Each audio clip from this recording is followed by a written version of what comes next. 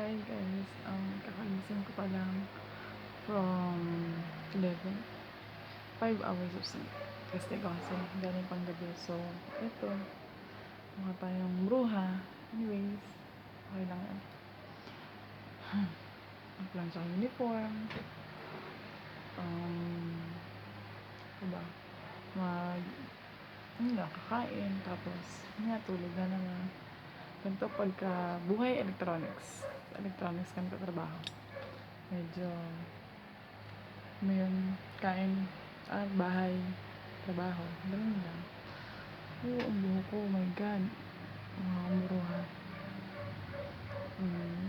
Try ko lang to, mag-vlog, kasi uso daw. So,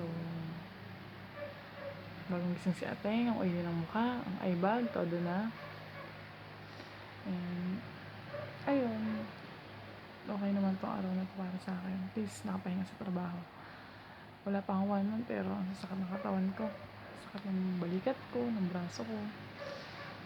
Pero, kailangan kumita ng pera. No pain, no gain, sabi nga nila. Kaya, ayun guys. Lunch pa si ate girl na uniform. So, bye for now. Bye!